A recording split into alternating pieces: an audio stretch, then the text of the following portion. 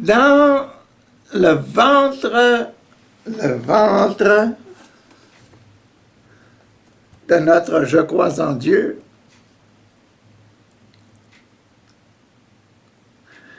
Hier, on finissait avec le Notre Père, et à la fin du Notre Père, je vous ajoutais, car c'est à toi qu'appartiennent le règne, la puissance et la gloire pour les siècles des siècles. Amen. Le règne, la puissance et la gloire pour les siècles des siècles. Amen. Aujourd'hui, je les enlève de là.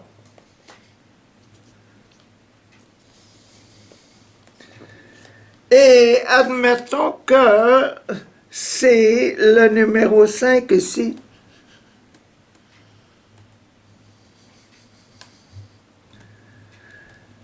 Le glaive entre dans le cœur de Jésus, dans le cœur, et il entre jusqu'au cœur de Jésus pour atteindre le cœur. Et voilà maintenant, essayons de le guérir. Numéro 5, ça commande l'extrême onction. Une extrême onction. Parce que c'est à toi, Père, qu'appartiennent le règne, la puissance et la gloire pour les siècles des siècles. Amen. Ah, voilà, pour toujours. Amen. Allons voir ce qu'il y a dans ce partie 5, dans le chapitre 23. Jérusalem, Jérusalem, toi qui mets à mort les prophètes et tues à coups de pierre ceux que Dieu t'envoie. Combien de fois ai-je voulu te guérir pour voulu te rassembler ta population auprès de moi en te guérissant comme une poule rassemble ses poussins sur ses ailes, mais tu ne l'as pas voulu. Combien de fois ai-je voulu te protéger contre le mal et tu n'as pas voulu venir à moi? Extrême onction.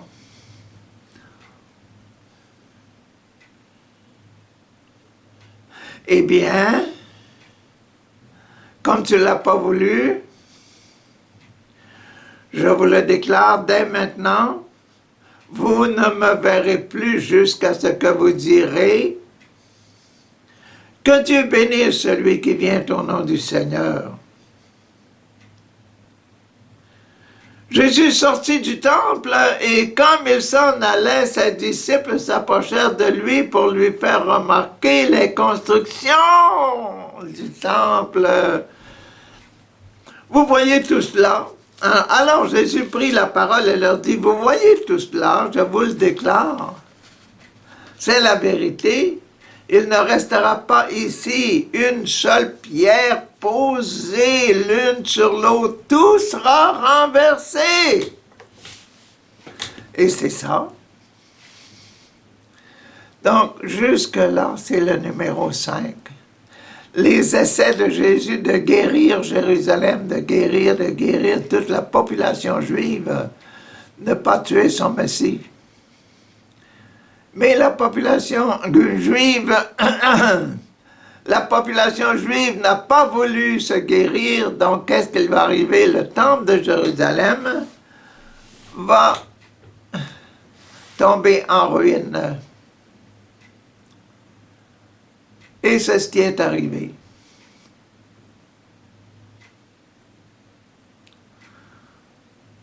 Passons au sacrement de l'ordre maintenant. Sacrement de l'ordre, dans le chapitre 24, en passant l'ordre, dans le chapitre 20,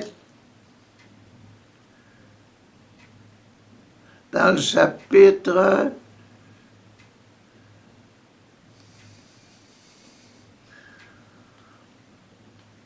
le chapitre 6, car c'est à toi qu'appartiennent le règne, la puissance et la gloire pour toujours. Amen. En effet, 6. Si vous pardonnez aux autres le mal qu'ils vous ont fait, votre Père qui est au ciel vous pardonnera aussi. 6. Les ordonner. Si vous pardonnez, votre Père vous pardonnera. Parents, si vous pardonnez à vos enfants, Dieu vous pardonnera.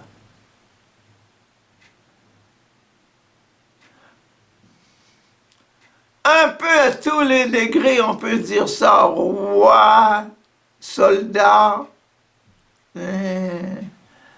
ministre, policier, professeur,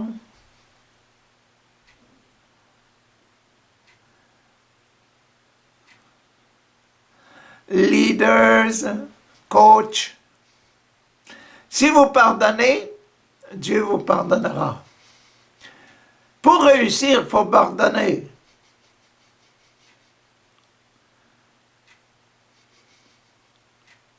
Et encourager à faire mieux.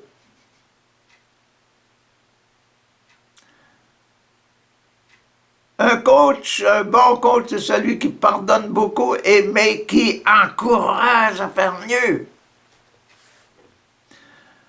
Pour gagner. Pardonnez, pardonnez, pardonnez.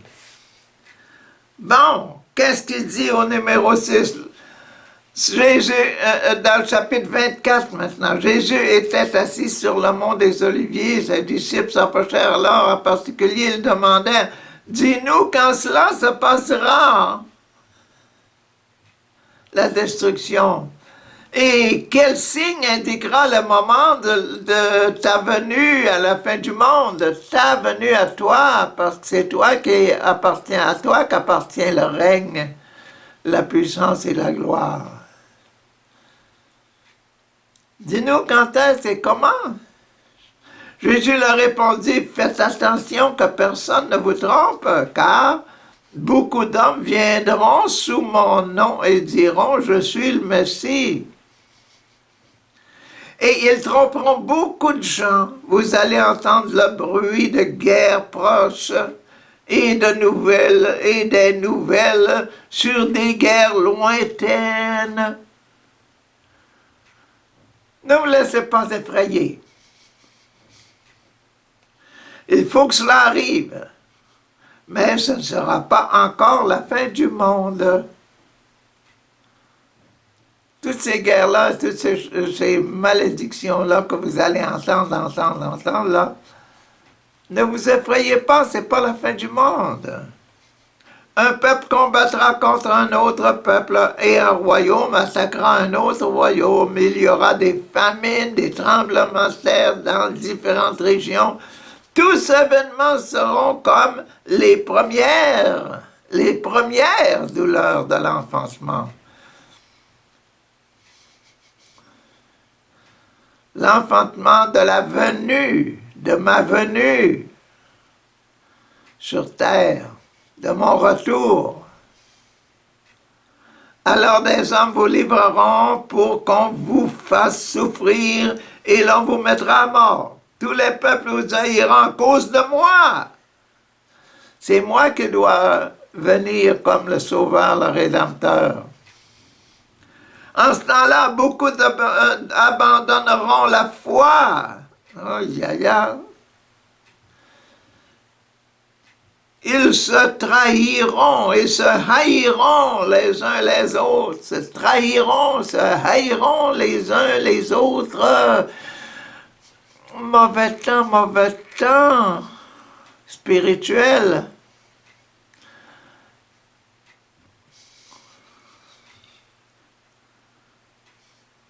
De nombreux faux prophètes apparaîtront et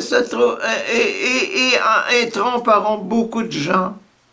Le mal se répandra à tel point que l'amour d'un grand nombre de personnes se refroidira.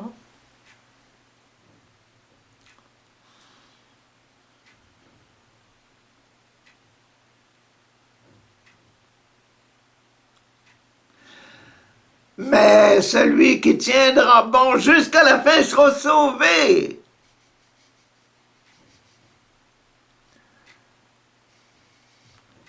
Celui qui croira jusqu'à la fin que je vais venir va sauver. Cette bonne nouvelle du royaume sera annoncée dans le monde entier pour que le témoignage en soit présenté à tous les peuples. Et alors seulement viendra la fin. C'est le numéro 6. Travail de Jésus qui dit « Je m'en viens, je m'en viens, je m'en viens, je serai le vainqueur parce que j'ai vaincu la mort. J'ai vaincu la mort, je vais venir en gloire. »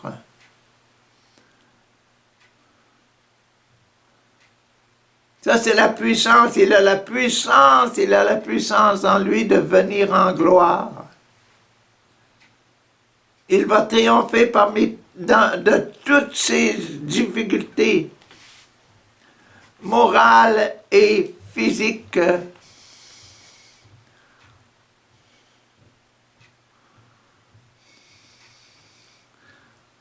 Passons au mariage maintenant. Qu'est-ce qu'ils disent là-bas au sujet du mariage? Mais si vous ne pardonnez pas aux autres le mal qu'ils ont commis, hein? Si vous ne pardonnez pas aux autres, ça c'est le mal.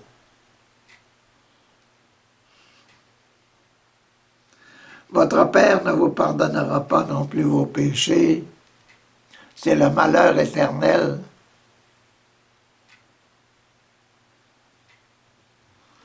Si vous ne pardonnez pas, le Père, mon Père, votre Père, ne peut pas vous pardonner. C'est dommage. Vous verrez, au chapitre 24, vous verrez celui qu'on appelle horreur abominable, le dernier moment. Dont le prophète Daniel a parlé, placé dans le lieu saint. Que celui qui lit comprenne bien cela. Alors, ceux qui seront en Judée devront s'enfuir vers les montagnes. Celui qui sera sur le toit de sa maison ne devra pas descendre pour prendre à l'intérieur des affaires à emporter avec lui. Et celui qui sera dans les champs ne devra pas retourner chez lui pour prendre son manteau. Quel malheur ce sera en ces jours-là pour les femmes enceintes et pour celles qui allaiteront. Priez Dieu pour que vous n'ayez pas à fuir pendant la saison froide ou un jour de sabbat. Car en ce temps-là, la souffrance sera plus terrible que toutes celles qu'il y a eu depuis le commencement du monde jusqu'à maintenant. Il n'y en aura plus jamais de pareil. Si Dieu n'avait pas décidé de diminuer le nombre de ces jours-là, personne ne pourrait vivre. Mais il en a diminué le nombre à cause des hommes qu'il a choisis.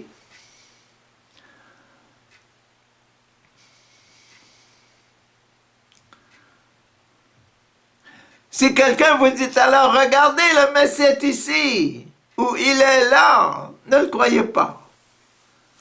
Car de faux messies, de faux prophètes apparaîtront. Ils produiront de grands signes et des miracles pour tromper, si possible, ceux que Dieu a choisis. Ceux que Dieu a choisis, ça fait 2 fois qu'on le vit là. Écoutez, je vous l'ai annoncé d'avance.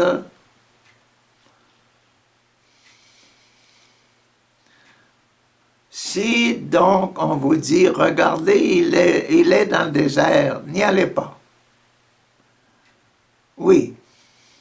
Si l'on vous dit, regardez, il se cache ici, ne le croyez pas. Comme l'éclair brille à travers le ciel de l'est à l'ouest, ainsi viendra le Fils de l'homme.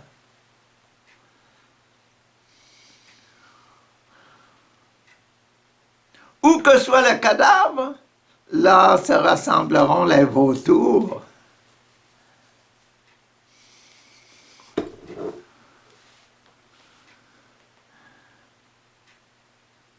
Et c'est ça, la fin du ventre.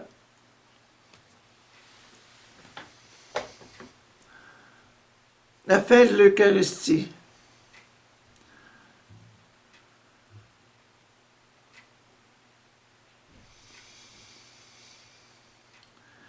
Il faut se préparer pour être tout à fait prêt pour entrer dans le royaume de Dieu.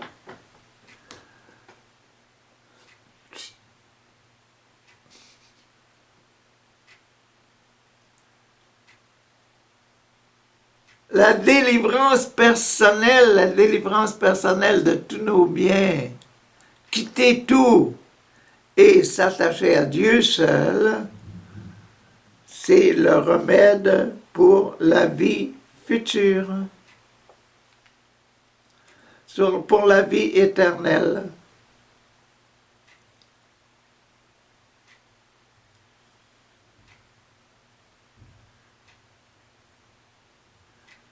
N'ayons pas peur de faire face à nos situations personnelles du temps présent, nos situations, nos besoins. Et puis, ce qu'on a trop, donnons-le aux autres pour que les autres soient bien dans leur corps, dans leur cœur, et qu'ils aiment Dieu parfaitement.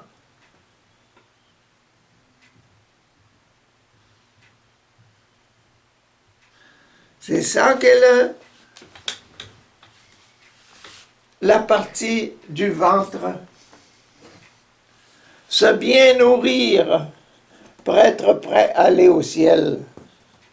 Voilà, nous passons maintenant au numéro 6. Le numéro 6, numéro 5. Numéro 5, 6, 7, 5, numéro 5. La partie des génitales de Jésus. La partie des génitales de Jésus. Nous allons avoir encore ici 1, 2, 3, 4, 5, 6, 7 passages, commençant par le baptême, la réconciliation, la confirmation, l'Eucharistie, l'extrême-onction, l'ordre et le mariage. Mais au mariage, il y aura une extension pour le mariage, pour le numéro 7.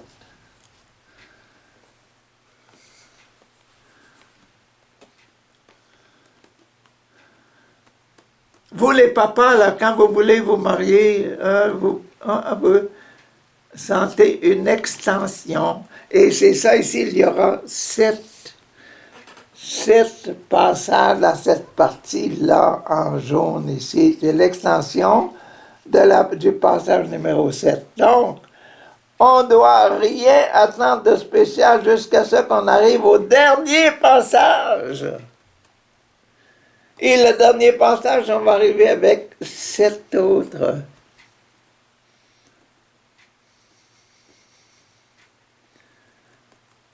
Ah, c'est important que se marier.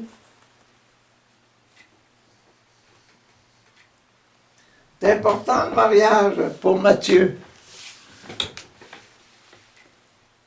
Matthieu va nous expliquer ça. Matthieu va nous faire vivre ça. Oh Seigneur, enseignez-nous à comprendre ce qu'il y a dans cette partie des génitales de notre Jésus. Les génitales de notre Jésus qui est caché par un vêtement. Sur toutes les croix, on cache le génital de Jésus par un vêtement.